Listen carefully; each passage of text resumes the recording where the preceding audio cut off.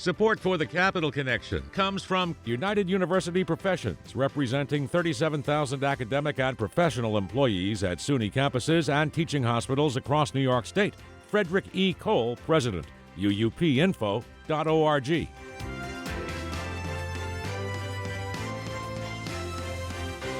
It's the Capital Connection. Hi, I'm David Gistina. With us this week, Paul Wolf. He's been on the program before. He is now the President Emeritus of the New York Coalition for Open Government, which describes itself as a nonpartisan, not-for-profit organization.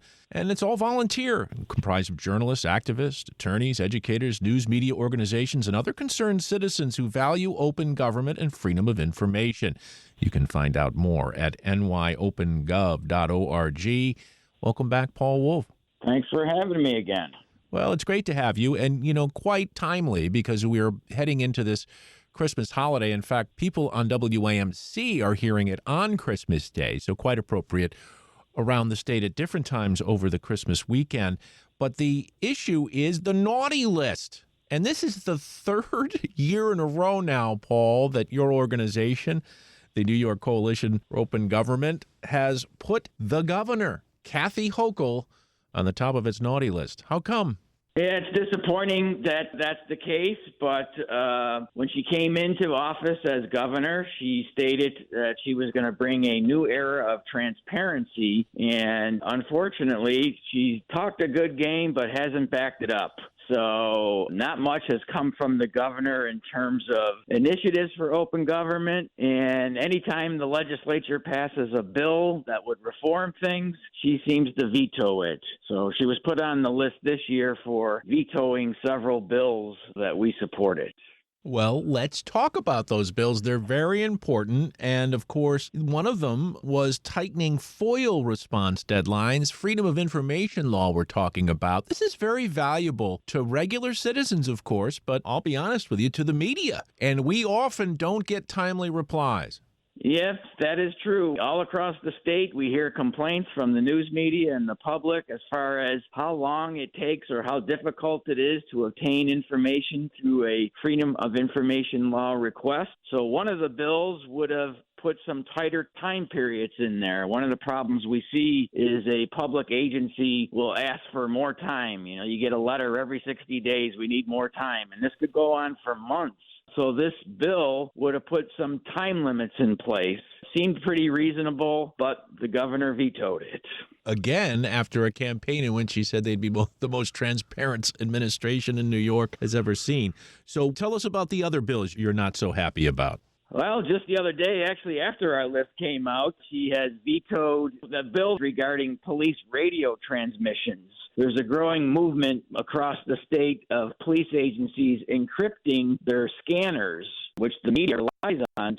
There was a bill about getting more information regarding limited liability companies. Many of those are secret as far as who owns certain properties or businesses. The governor just vetoed that bill. So the list, unfortunately, goes on and on. Well, since you're not happy with her, do you have a theory, you and your organization, the New York Coalition for Open Government, as to why the governor would do such things? Why would a governor who said she was going to be transparent ultimately vote against opening government more? Well, I think people have well intentions when they come into office, and everyone supports, open government until you're in positions of power. And you realize that you may not want this pesky news media and the public getting access to information. So we see this time and time again where when you're not in power, you favor open government. But once you become in power, and it's really nonpartisan, regardless of whether you're a Republican or a Democrat, suddenly the tune changes, and we don't want the news media and the public to have information that can be used to criticize me or to make me look bad. Yeah. And they also have other ways, don't they, of getting their message out, the way they want it delivered. They don't have to provide the information you want. They can tailor it through their social media, their own websites, and other places where, it makes them look good. Yeah, unfortunately, politicians are obsessed with looking good. That's a big part of the job. And having people criticize you, well, it's certainly, not a fun thing to do. It comes with the territory. If you run for public office, you should be, able to accept criticism. You should provide people information. It's our right as taxpayers to see this stuff. Now, passing legislation in New York is not easy. We just saw the Medical Aid in Dying Act pass after 10 and a half years of pushing the state to get that legislation into law. So, you've had the governor vetoing these bills. Let's just take the one about tightening FOIL deadlines. Do you go back and reintroduce it this session? How does that work? How do you regroup and go back at the legislature to try to open up government? Yep. As you point out, passing legislation is not easy. So even just getting bills through the legislature is quite the process. And to their credit, the state legislature has been receptive in passing these bills. And then to have the governor just veto it is very disappointing. So we will go back and we will see if there's ways to tweak some of these bills to make them acceptable to the governor approving them. So it is an ongoing process. We go to Albany every year to lobby the state legislature, and we'll do it again this year, and we'll keep at it. Is it a game? I mean, Paul Wolf from the New York Coalition of Open Government. Is this a game? I mean, you say that the legislature are all Democrats. The Democrats are in power in New York State. Both houses like it, but then suddenly it gets stopped by the governor. Is it, as my former colleague and host of this program, Alan Shartok, used to say, accidentally on purpose? None of them really want it? Well, I try to stay optimistic, and it has been good to see that the passage of these bills has truly been nonpartisan. That Democrats and Republicans have voted for these items, which makes it just more frustrating that you have the governor veto them. So again, all we can do is keep trying and keep pushing forward. It's an election year for the governor. I think she's going to pay a price for her lack of support for open government. Hopefully that puts some pressure on her to maybe get some things done this year.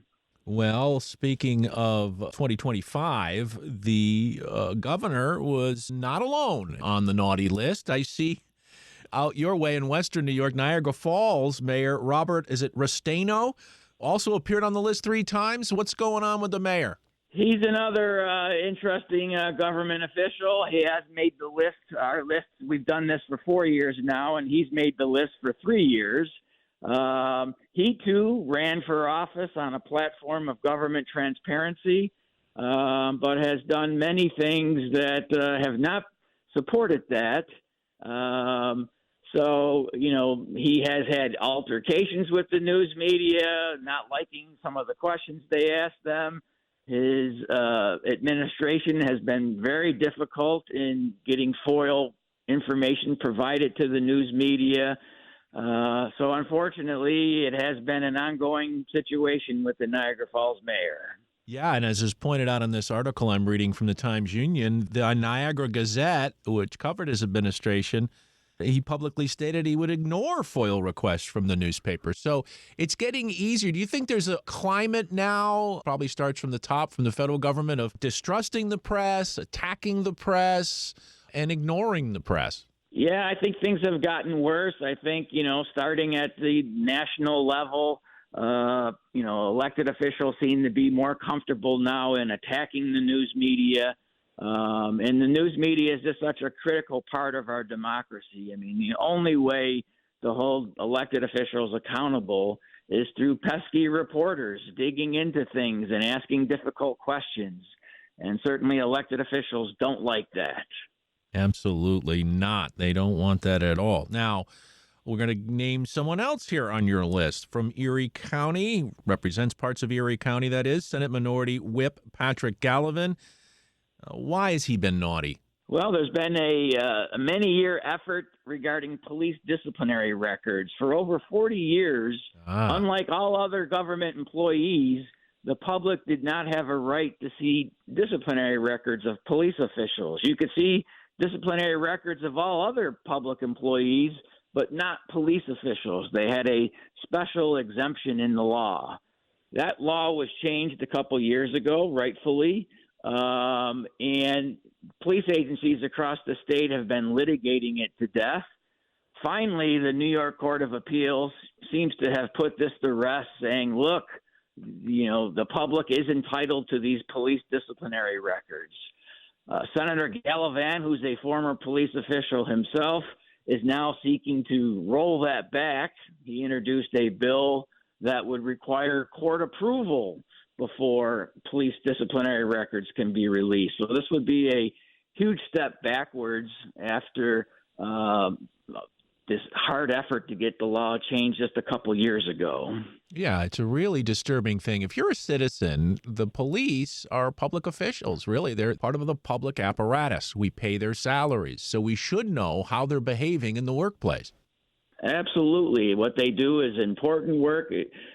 We respect our police officials, but we also have a right to know if some of those bad apples aren't behaving appropriately. We need to see that information. Yeah, and I think, with the recent prison omnibus reform bill the governor signed, in light of the deaths as a result of prison officials, police officials' misconduct in beating people to death, you can see why you might want to know what's going on if there's no video, for example. Absolutely. And, the big fight with the police records has been whether, unsubstantiated discipline matters should be released. And the courts have ruled, yes, they should, because police agencies, unfortunately, have done a terrible job in policing their own. So very few police officers are disciplined. Although there are many complaints, and I think it's important to see all the complaints, whether they've resulted in discipline or not. Well, let's move over to the nice list for a second, because the North Country, the town of Canton, landed on your open government list. It's nice to be on the nice list. How come the Canton Town Board ended up there? Yes, it is great to have, nice folks to put on the list, nice municipalities. One of the big problems in government is executive sessions, which are all too frequently abused. There are certain limited reasons under the law where a board can meet in private. And there was a county in where Canton is located was requesting to do an executive session with two municipalities, which is pretty, unusual. Anytime two public entities are getting together, that should occur in public. And to their credit, the Canton Town Board said, no, we're not going to engage in a secret executive session meeting. And that's a rare occurrence to see anyone speak up against holding an executive session. Yeah, even rarer is the idea that someone gets found guilty of obstructing public access to records in order to pay a fine. This happened in Saratoga Springs. It landed attorney Mike Brandy, the Saratoga Springs Republican Party chairman, on the nice list after he filed a FOIL request against his political rival Dylan Moran. And, of course, the result was a fine. He got nailed for it. Yeah, it's unusual. In New York, this has never happened before. There is a section of the law. It's never really been utilized. But to his credit, attorney Mike Brandy took a look at the books and saw there was this section of the law where you can hold a public official responsible for obstructing access to records. He spoke with the sheriff of his county. They filed charges, and they had a trial. And a judge ruled that this public official was guilty of obstructing access to records by not providing information to a FOIL request. In New York, the only way to really enforce the law is you yourself have to go hire an attorney. There's really no fines or penalties other than this little used section of the law. So we hope that now that this has happened, maybe we can see this happen more often. There is a tool available, as limited as it is, for some accountability. Well, let's head to Troy, New York, where Councilman Ryan Brosnan ended up on the nice list. I'll let you tell them why. One of the things we support is live streaming of public meetings and posting those recordings online. One of the few good things that happened in COVID was all these meetings were live streamed and recordings posted, and thousands of people were watching these government meetings. There's always been an argument that not many people are interested. Very few people attend the meetings. But what we saw from watching these recordings and live streams, many people are interested. It's just hard for them to get to the meetings with work and children and other things. So in Troy, there was a proposal to live stream, video record their meetings. And unfortunately, it became a contentious issue. One party was for it, one party was against it. And this council member, to his credit, crossed party lines and supported having his municipality live stream and video record their meetings. So again, we think this should be mandated statewide. It's not hard to do. You can do it literally with an iPhone to record a meeting nowadays. Does recording legislators, let's take the legislature, for example. The old argument is that in the end, no matter what the budget is, the negotiation comes down to the three state leaders in a room. Maybe some of their staffs obviously working together, and there's a little bit more to it. But the idea that three people in a room are making decisions out of the open light. And do you think by opening that up, by having negotiations in public, it will change things? We often hear that if you open up the public eye on a politician, they're just going to dance for the camera rather than act like they normally would act, and somehow they'll figure a way through a nod or some symbol to make their agreement out of the public eye. Well, our government officials are certainly creative in finding ways to do things behind closed doors, but certainly the more sunlight we can get into the process, the better. It would be great if the state legislature actually had, meetings in public where the budget was discussed and debated. As you say, it doesn't really happen. It's all done behind closed doors with leadership. It's a terrible way to conduct business. It's a terrible way to spend billions of dollars, all decided behind closed doors. Can you talk for a minute, Paul Wolf, President Emeritus of the New York Coalition for Open Government, a bit about guaranteeing the public's right to speak at government meetings? I mean, you talked about the open meetings law, but even addressing the legislature or places like that. Now, there are testimonials. They do bring people up to speak when they're part of a campaign or an issue or lobbying. But in general, the ability to just get up and speak to your government officials. That is an important part of democracy, is the ability to speak to your elected officials. And many people are shocked to learn that in New York State, the open meetings law does not give you a right to speak to your city council, your town board, your county legislature. The law simply says that you have a right to observe. You have a right to sit there and see and listen and keep your mouth shut, unfortunately. Many municipalities will allow the public to speak for 3 minutes at best, but that's only if they allow it, and they don't have to allow it, which is, again, shocking to many people. In my county, the Erie County Legislature, for 57 years, the public never had the right to speak to at the county legislature meetings. Pretty incredible.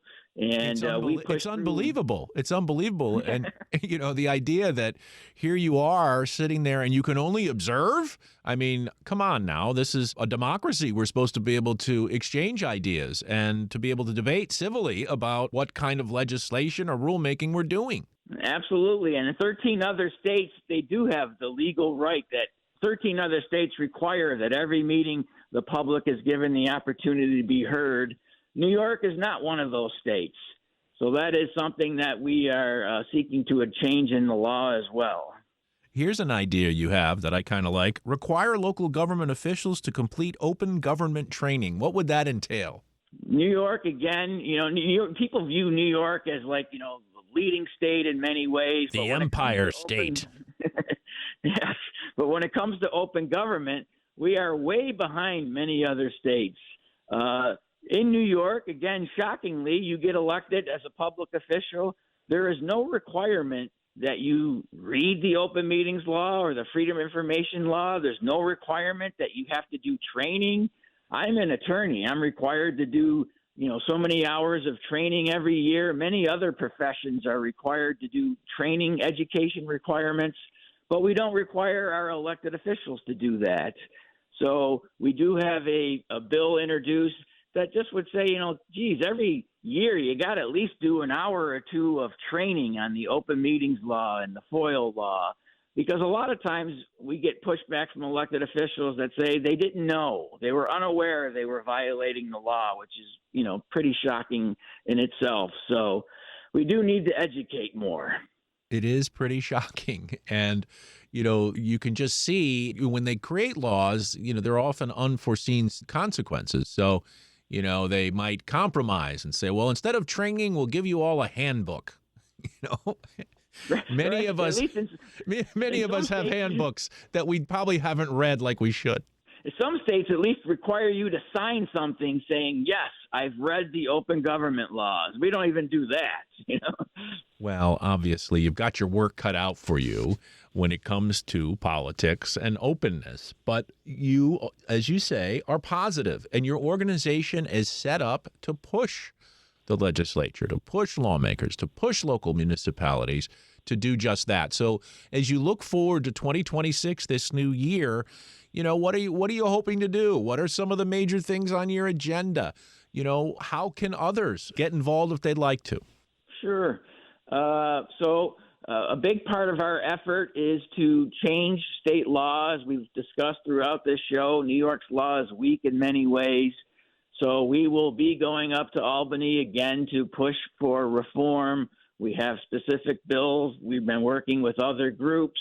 And certainly we welcome anyone to join our efforts. Our website is nyopengov.org. And on there, you can see reports that we've done. You can sign up to get on our email list.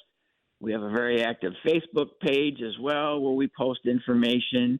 And as you mentioned earlier, amazingly, our group, we're all volunteers. We don't have any paid staff. So it really is just a committed group of people from all across New York State who support democracy, support the ability to live in a free country. But there's just improvements that we can make so that we're all getting information better.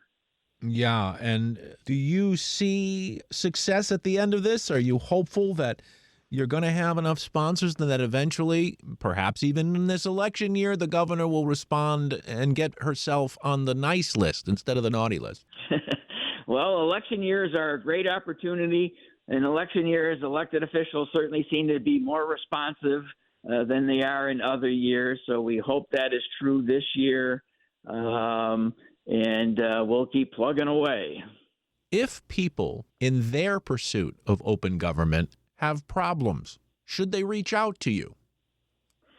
Absolutely. A big part of what we do is we answer questions from the news media and the public through our website. There's an email there that you can submit questions or get advice about your FOIL problems or an open meeting law problem that you've encountered.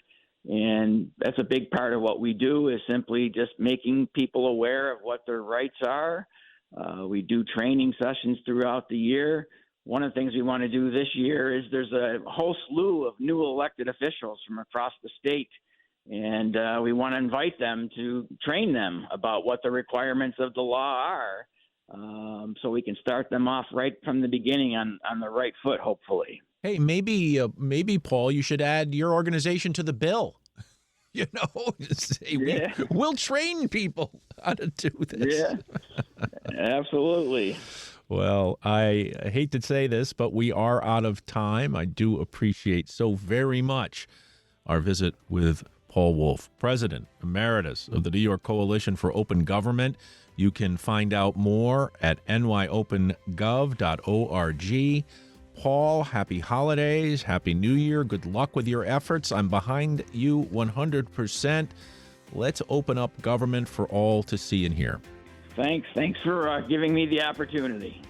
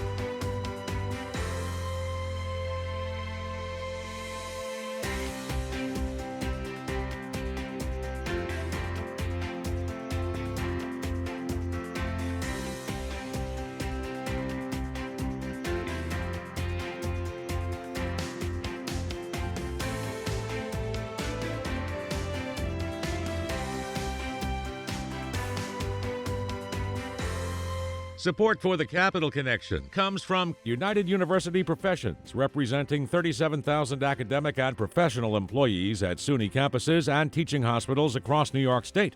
Frederick E. Cole, President, uupinfo.org.